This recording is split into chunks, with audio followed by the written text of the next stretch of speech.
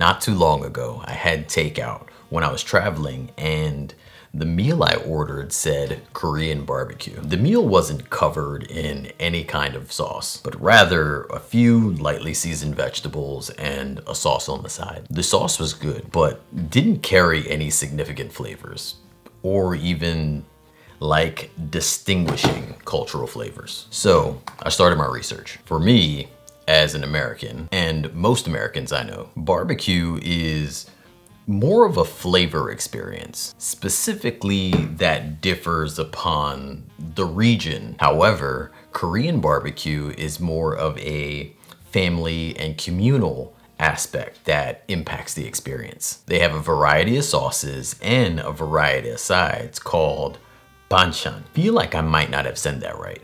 My Korean friends, please save me. What's special about the side dishes is that the only plain thing is possibly the rice. It's like every other dish is pickled or fermented. So even the side dishes pack flavor to the point that they could be looked at as appetizers. Inspired by my bowl that I had and the experience just through researching this led me to create this Korean barbecue style cauliflower bowl. Overall, which is just a bunch of small, mini, very flavor packed dishes collected into this bowl with a main ingredient. To make this dish, I'm using cauliflower, but I'm cutting it into bite size.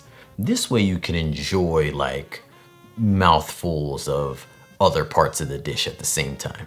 If you don't want cauliflower, or maybe you want to add a little bit more protein, you could do this very same thing with like tofu or seitan, or maybe even a vegan store-bought plant substitute that resembles beef or pork. As for the breading, I like to use gluten-free options for the breadcrumbs, also for the flour, although you could use all-purpose and still get the job done. This recipe overall is fairly simple, so I'll go into more of like some of the substitutions and stuff with the sauce that I made. This sauce was inspired by a marinade that I saw commonly used in Korean barbecue dishes. It started with an Asian pear, which I believe made a huge difference in the taste of the sauce. I found mine at a local Asian market, but you could also use like an apple or a pear to do pretty much the same thing. So like very similar flavoring. Coconut aminos is a great choice if you're looking to avoid the soy sauce. Apple cider vinegar could be used as a trade-off for the rice vinegar. And if you're oil-free, the toasted sesame oil makes a huge difference in the recipe. If you need to leave that out, it is still very delicious. Now, as for the gochujang,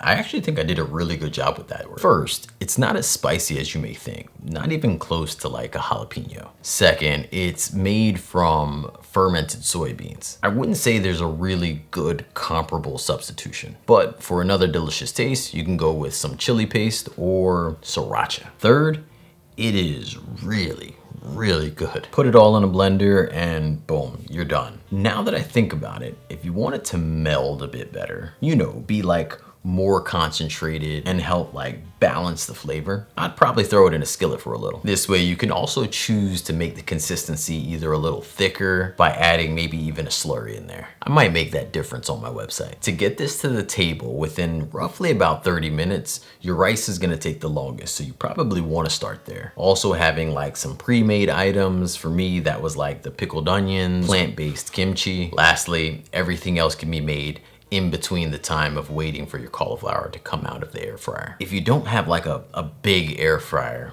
use the oven or just use like maybe 2 different trays. Like my air fryer is like a mini oven shaped thing. For a printable version of the recipe, the sauce that I made, the cucumbers, more tips and tricks, you can find that at my website, makeitdairyfree.com, or linked in the description. Thank you so much for watching. Until next time, believe in good.